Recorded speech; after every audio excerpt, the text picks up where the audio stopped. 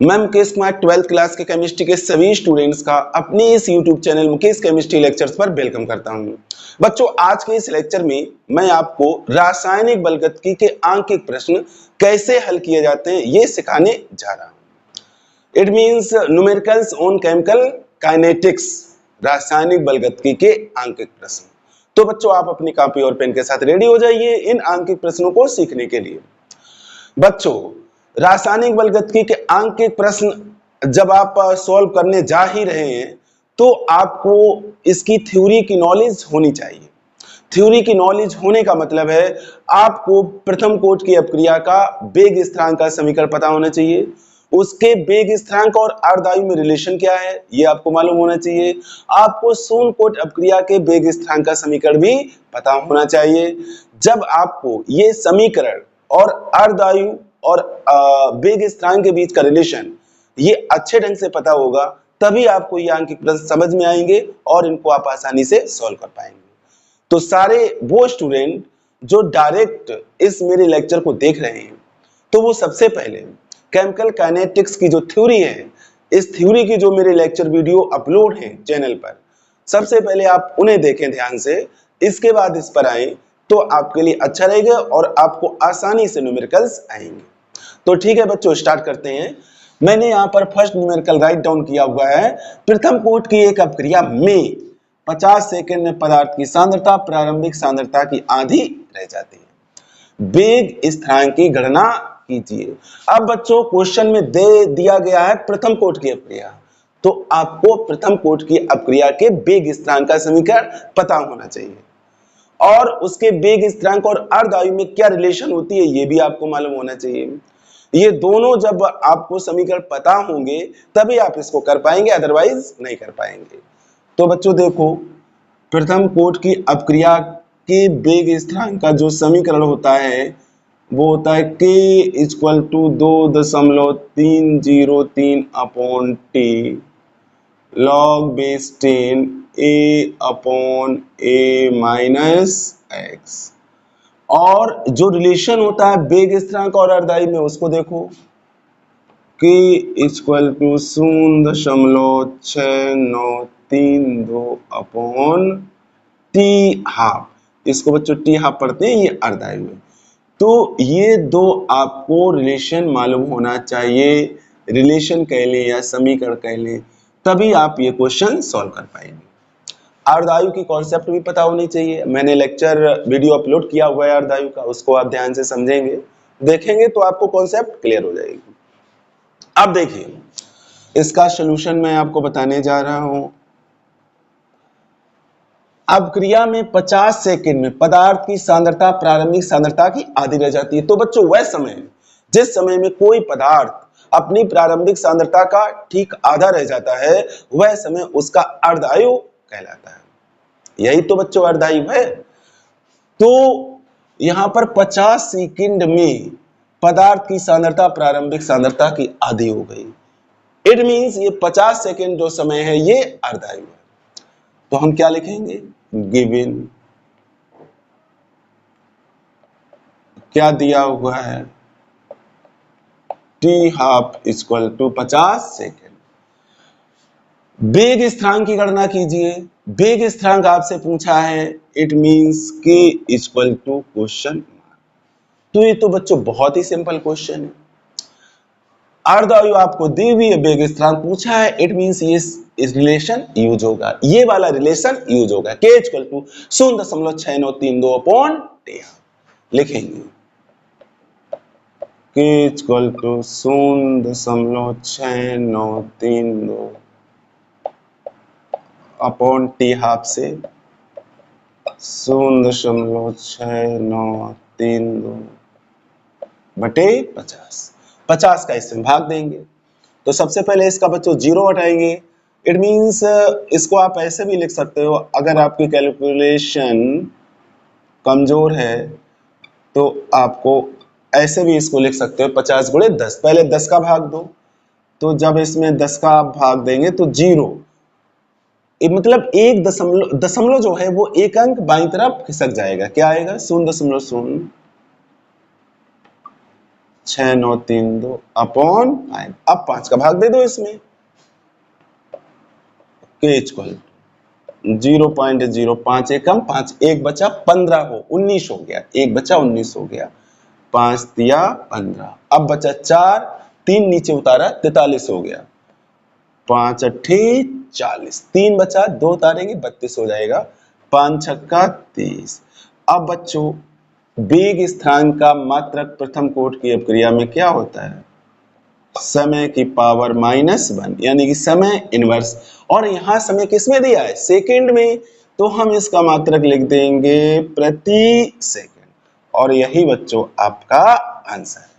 तो इसका आप स्क्रीनशॉट लेकर नोट करो, फिर अगला क्वेश्चन मैं आपको बताने जा रहा हूं। अब आते हैं बच्चों क्वेश्चन नंबर 2 पर। देखते हैं क्वेश्चन नंबर 2 में क्या दिया हुआ है। बच्चों एक प्रथम कोटि की अपक्रिया 60 मिनट में 75% पूर्ण होती है, यानी कि 60 मिनट के समय में वो 75% कंप्लीट हो जाती है। इस अपक्रिया की अर्धायु ज्ञात कीजिए। बच्चों यहाँ पर वेग स्थिरांक नहीं दिया हुआ है इस क्वेश्चन में, तो सबसे पहले हमें यहाँ पे वेग स्थिरांक निकालना पड़ेगा, यानी कि हमें इस समीकरण का यूज करना पड़ेगा। तो इस समीकरण के द्वारा जब हम वेग स्थिरांक के निकाल लेंगे, इसके बाद ये रिलेशन यूज करेंगे और इससे हमें अर्धायु पता चल जाएगी। तो अब ये समीकरण यूज करने के लिए हमें समय चाहिए जो कि दिया है 60 मिनट, हमें प्रारंभिक मात्रा चाहिए जो हमें यहाँ नहीं पता है, अंडरस्टूड है, और a-x यानी कि t समय पश्चात शेष मात्रा हमें पता होनी चाहिए। अब बच्चों देखो इसको कैसे हम इसको सॉल्व करते हैं। सॉल्यूशन गिवन, सबसे पहले वो सारे वैल्यूज लिखेंगे जो हमें इस क्वेश्चन में दिए हैं। समय दिया हुआ है t = 60 मिनट, और क्या दिया है 60 मिनट में अपक्रिया 75% पूर्ण होती है। 60 मिनट में अपक्रिया 75% पूर्ण होती है, चूंकि शब्द लगा देंगे, चूंकि 60 मिनट में अपक्रिया 75% पूर्ण होती है, अतः यदि हम अपक्रिया में अपकारक की प्रारंभिक सांद्रता माने कितनी 100, तब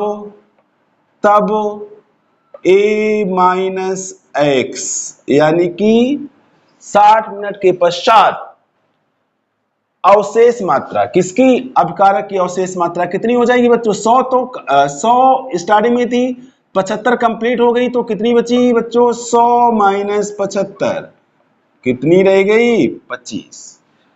75% का मतलब है कि यदि हम प्रारंभिक मात्रा 100 लें तो 60 मिनट के बाद जो अवशेष मात्रा होगी वो 100 - 75, क्योंकि 75 तो कंप्लीट हो गई, तो बची कितनी? 25, 25। यही इसका की पॉइंट है इस क्वेश्चन का, ये आपको ध्यान से समझना है। अब इस क्वेश्चन में कोई दम नहीं है, बहुत ही इजीली ये सॉल्व हो जाएगा। देखिए k = 2.303 t log base 10 a/a-x से वैल्यूज पुट करेंगे 2.303 log base 10 a की जगह पे 60 और a-x की जगह पे 25। 25 एकम 25, 25 चौको 100, यानी कि हमारे पास आ रहा है 2.303 अब बटे 60 log base 10। अब यहाँ 4 आ रहा है, 4 को बच्चों हम लिख सकते हैं 2 की घात 2। अब बच्चों मैंने आपको फार्मूला बताया है लॉग में, log m पावर n क्या होता है? घात खिंच के log से पहले आ जाती है, n log n। और बच्चों आपको दिया हो या ना दिया हो, log 2 की वैल्यू आप याद कर लीजिए, कितनी होती है?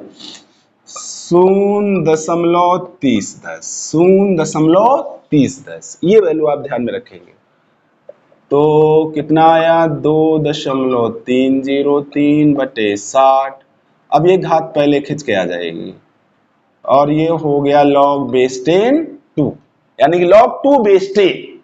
अब देखो 2.303 चाहो तो इस 2 से आप इस 60 को कैंसिल कर लो, कितना आ जाएगा 30, और log 2 की वैल्यू कितनी 0.30।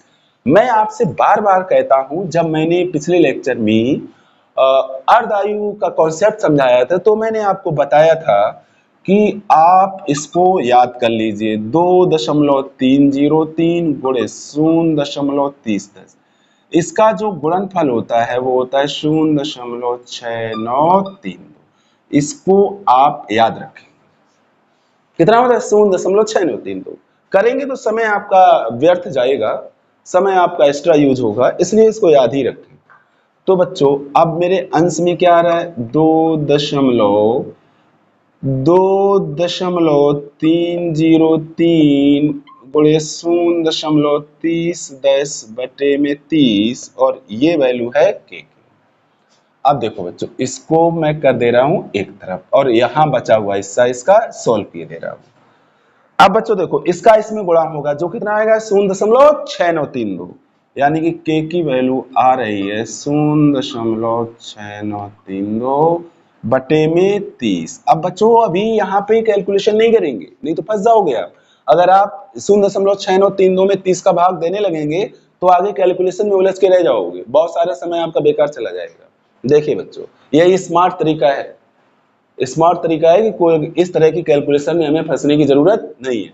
देखिए अब हम क्या लिखेंगे, सूत्र हमें अर्धायु निकालनी है 0.6932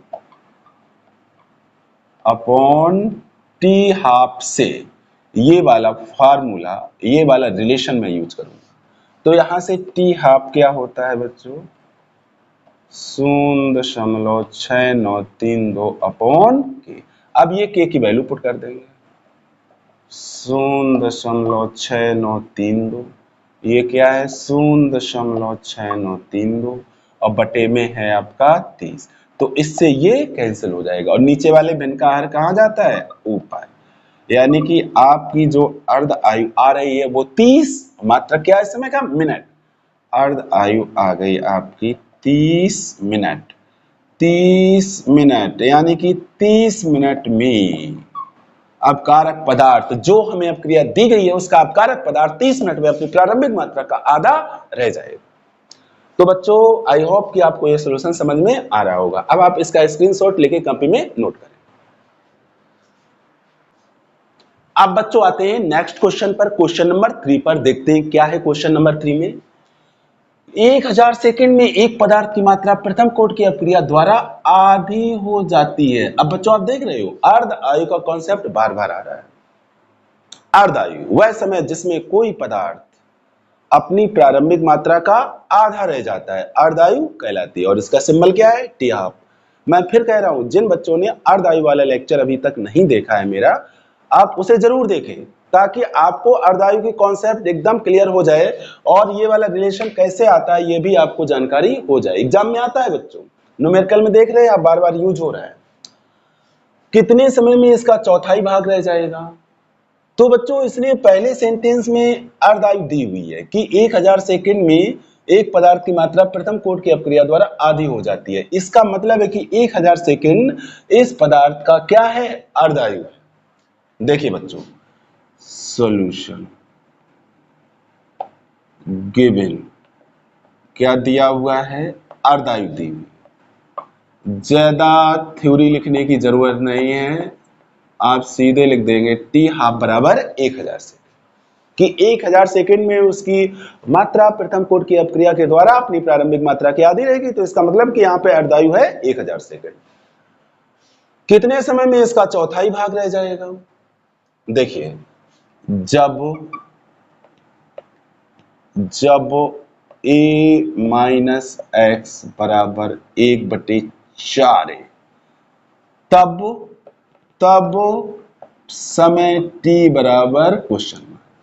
ये वाली जो सेंटेंस है इसका मैथमेटिकल फॉर्म ये है। देखिए प्रारंभिक मात्रा a मानी जाती है, वो समय पूछा है जब जो शेष मात्रा है, शेष मात्रा है वो प्रारंभिक मात्रा की कितनी रह गई, चौथाई। चौथाई का मतलब 1/4, और किसकी चौथाई, प्रारंभिक मात्रा की। और a माइनस एक्स क्या होता है, t समय पश्चात अवशेष मात्रा। इसका मतलब है कि यहाँ पे ये कह रहा है कि वो समय बताओ जिसमें उसकी मात्रा प्रारंभिक मात्रा की कितनी रह जाती है, चौथाई। It means a minus x क्या है, यहाँ पर a का चौथाई है, 1/4 है, और जितने समय में ये हो रहा है वो समय आपसे पूछा जा रहा है। तो अब आप ये वाला समीकरण यूज करेंगे, प्रथम कोटि की अपक्रिया का वेग समीकरण यूज करेंगे, लिखेंगे। हाँ बच्चों, इसको यूज करने से पहले हमें k की वैल्यू भी तो चाहिए, और k की वैल्यू हमें इससे मिलेगी, k equal to 0.6932 upon T half से, क्योंकि हमें टी हाफ की वैल्यू ऑलरेडी क्वेश्चन में दी हुई है। तो पहले मैं इसका यूज करूंगा, इसके बाद इस रिलेशन का यूज करूंगा। देखिए बच्चों, सूत्र k equal to 0.6932 upon T half से, तो k की वैल्यू आ गई 0.6932 बटे 1000। मात्रा क्या होता है, प्रति समय, तो यहाँ समय दिया है सेकंड में, तो आप लिख देंगे प्रति सेकंड। हाँ, अब बच्चों इसका आप इसमें भाग नहीं देने लगना, भाग अभी नहीं देंगे, लास्ट में कैलकुलेशन करेंगे। भाग दोगे तो दूसरे पचड़े में आप फंस जाओगे। देखिए, आप लिखेंगे k बराबर 2.303 upon T log base 10 a upon a minus x. अब इसका यूज मैं करने जा रहा हूं। k की वैल्यू रखिए 0.6932 बटे 1000, इधर क्या है बच्चों 2.303 अपॉन में t है, अपॉन में t है जिसे हमें डिटरमिन करना है, लॉग बेस 10 a, और a माइनस एक्स कितना है 1/4 है, तो ये a से a कैंसिल हो जाएगा। क्या आ जाएगा मेरे पास 2.303 अपॉन टी लॉग बेस 10 4 हो गया, लॉग बेस 10 4 हो गया। इसको हम क्या लिख सकते हैं, इसको हम लिख सकते हैं 2.303 अपॉन टी लॉग बेस 10, और 4 को लिख सकते हैं 2 की घात 2। तो बच्चों अब आगे देखिए, ये 2 खिंचकर पहले आ जाएगा इस फार्मूले के थ्रू। हमारे पास आ रहा है 2.303 अपॉन टी।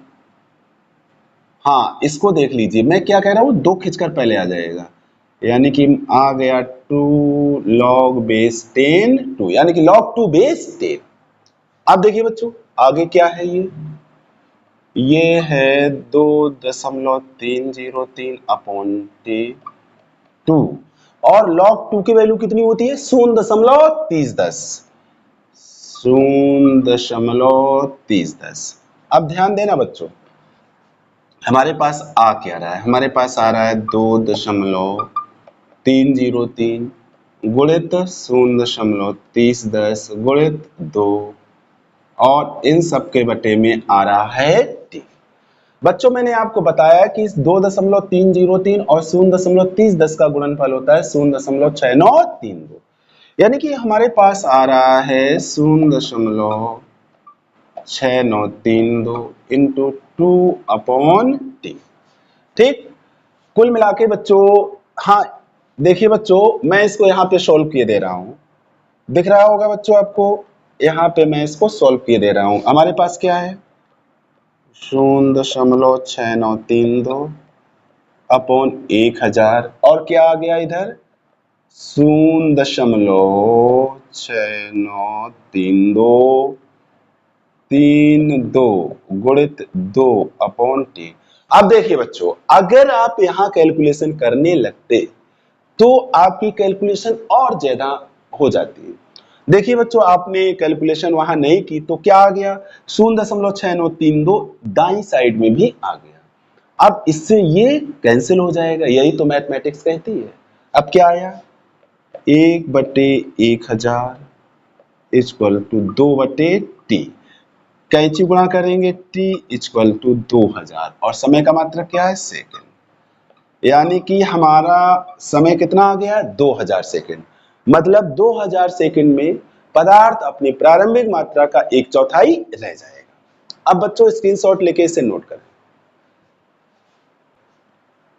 अब बच्चों आते हैं नेक्स्ट क्वेश्चन पर। बच्चों अभी तक आपके दिमाग में ये बात इंटर कर गई होगी कि इस तरह के क्वेश्चनों को हम कितनी आसानी से और किन किन बातों का ध्यान करते हुए कर सकते हैं। जिन बातों को आपको ध्यान में रखना है वो सारी मैंने यहाँ पर राइट डाउन कर रखी।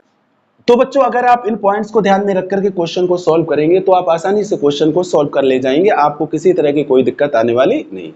बच्चों जिस तरह के क्वेश्चन मैं आपको यहाँ पे आज बता रहा हूँ, बोर्ड एग्जाम में आपके इसी तरह के क्वेश्चन आते हैं और इसी तरह के क्वेश्चंस की आपको प्रैक्टिस करनी है। तो बच्चों आते हैं अगले क्वेश्चन पर। क्वेश्चन नंबर 4 पर प्रथम कोड की अपक्रिया के लिए अर्ध टी आप कितना दिया, 693 सेकंड और वेग स्थिरांक ज्ञात कीजिए। वेग स्थिरांक पूछा है, इस क्वेश्चन में कोई दम नहीं है, इस फार्मूले पे डिपेंड है, इस फार्मूले पे डिपेंड है। देख लेते हैं बच्चों सॉल्यूशन क्या दिया हुआ है। गिवन टी हाफ दिया है 693 सेकंड और मुझसे पूछा है वेग स्थिरांक के, वेग स्थिरांक के हम यूज करेंगे किसका, K equal to 0.6932 upon T half का। इसमें वैल्यू पुट करेंगे के इक्वल टू 0.6932 बटे 693। आप थोड़ी मैथमेटिक्स लगा लीजिए बच्चों, इसको हम लिख सकते हैं 6932। कितने अंक हैं, 1 2 3 4। तो आपको यहाँ क्या करना पड़ेगा, 10 की घात -4 करना पड़ेगा बटे 6932। इससे ये कैंसिल हो गया तो हमारा आंसर कितना आया, 10 की घात -4। इसको लिख सकते हैं 0.001। वेग स्थिरांक का मात्रक प्रति समय होता है, यहाँ समय का मात्रक सेकंड है यानी कि प्रति सेकंड, और यही आपका आंसर है। इसका भी स्क्रीनशॉट लेके कॉपी में नोट करें। बच्चों अब आते हैं क्वेश्चन नंबर 5 पर। 5 नंबर क्या दिया हुआ है, अपक्रिया 2a + b। ये बच्चों साइन ऑफ रिवर्जिबल है, उत्क्रमणीयता का चिन्ह है। 2c + d में जब a की सांद्रता 6 व b की सांद्रता 3 है तो अपक्रिया का वेग 60 है। अपक्रिया के वेग की गणना कीजिए जब a की सांद्रता 2 और b की सांद्रता 6। बच्चों सांद्रता या सांद्रण या सक्रिय द्रव्यमान तीनों का मतलब एक ही होता है, और इसको प्रकट करने के लिए बच्चों अपकारक या उत्पाद को बड़े ब्रैकेट के अंदर लिखा जाता है। जैसे ये ए बड़े ब्रैकेट में लिखा है तो इसका मतलब ये ए की सांद्रता है, कितनी है, 2 है, और बी की सांद्रता 6 है। बच्चों ये जो क्वेश्चन है ये इन फार्मूलों पे डिपेंड नहीं है जो ऑलरेडी मैंने बोर्ड पर राइट डाउन कर रखे, इससे थोड़ा डिफर है। ये बच्चों द्रव अनुपाती क्रिया के नियम के अनुसार सॉल्व किया जाएगा। देखो बच्चों सॉल्यूशन, हमें अपक्रिया क्या दी हुई है, अपक्रिया है मेरे पास 2a + b sign of reversible 2c + d। अब हम लगाएंगे द्रव अनुपाती क्रिया के नियम से। बच्चों द्रव अनुपाती क्रिया का नियम ये कहता है कि किसी अपक्रिया का वेग उस अपक्रिया में प्रयुक्त होने वाले अपकारकों की सांद्रताओं के गुणनफल के अनुक्रमानुपाती होती है या होता है। मतलब अगर अपकारक एक है तो उस अपक्रिया का वेग उसी अपकारक के सांद्रण यानी कि सक्रिय द्रव्यमान या सांद्रता के अनुक्रमानुपाती होगा। अगर अपकारक एक या एक से अधिक है तो अपक्रिया का वेग उन सारे अपकारकों के सक्रिय द्रव्यमानों या सांद्रताओं या सांद्रणों के गुणनफल के अनुक्रमानुपाती होगा। यहाँ पर बच्चों देखो अपकारक दो हैं, एक ए है दूसरा बी है, तो इस अपक्रिया का वेग क्या हो जाएगा, अपक्रिया का वेग हो जाएगा v अनुक्रमानुपाती ए का सक्रिय द्रव्यमान या सांद्रता। बच्चों ए की संख्या यहाँ 2 है तो ये 2 चला जाता है पावर में इनटू बी का सक्रिय द्रव्यमान या सांद्रता। अब बच्चों जब ये अनुक्रमानुपाती का निशान हटाया जाता है तो एक नियतांक जोड़ना पड़ता है के को हम बोलते हैं वेग स्थिरांक। क्या बोलते हैं, वेग स्थिरांक, जहां के बराबर वेग स्थिरांक। किसका वेग स्थिरांक है बच्चों? अपक्रिया का। किसका? अपक्रिया का। अब देखो, जब ए की सांद्रता कितनी है? 6, व बी की, सॉरी बच्चों, बी की सांद्रता 3, तब अपक्रिया का वेग कितना है? 60। इसे समीकरण नंबर 1 मानिए। ये क्वेश्चन में दिया हुआ है। अतः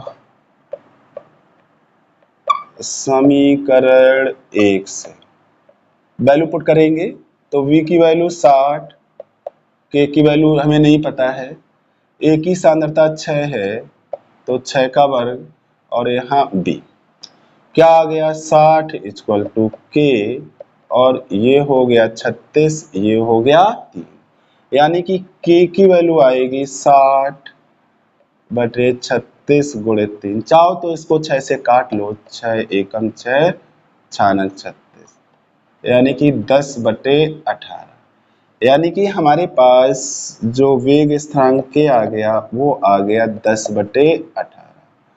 मात्रक लिखना चाहो तो मात्रक इसमें दिया नहीं है तो इसको ऐसे ही रहने दीजिए।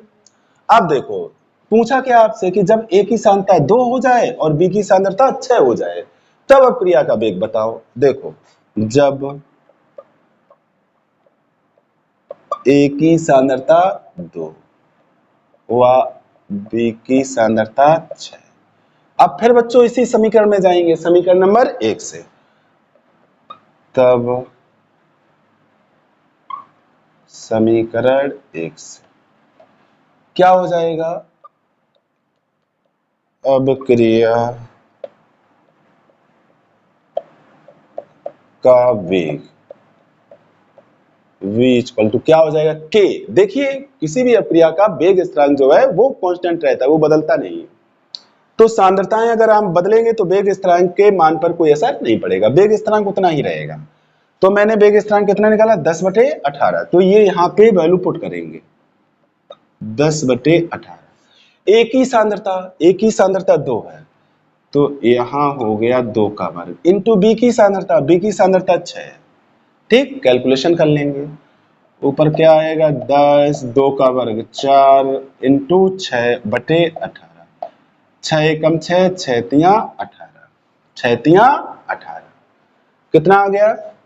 40 बटे 3, 40 बटे 3। अगर आप इसका भाग देते हैं या इतने आंसर लिख सकते हैं, 3 एकम 3, 3 तिरका 9, 3 तिरका 9, 3 तिरका 9, तो इतना आ जाए। यही आपका आंसर है। अब आप इसका स्क्रीनशॉट लेके कॉपी में नोट करें। अब बच्चों आपके सामने बोर्ड पर मैंने 2 क्वेश्चन राइट डाउन किए हैं। इन दोनों क्वेश्चनों को आपको सॉल्व करना है। अगर सॉल्व करते समय कोई प्रॉब्लम आती है तो कमेंट बॉक्स में प्रॉब्लम जरूर मुझसे शेयर करेंगे ताकि मैं आपकी प्रॉब्लम रिजॉल्व कर सकूं। तो क्वेश्चनों के लिए आप इसका स्क्रीनशॉट ले लीजिए। अब बच्चों इस लेक्चर वीडियो को यहीं पे खत्म करते हैं। अगर बच्चों लेक्चर आपको पसंद आया है तो इसको लाइक और शेयर करना मत भूलिएगा, और अगर अभी तक आपने चैनल को सब्सक्राइब नहीं किया तो सब्सक्राइब जरूर कर लें। Thank you so much.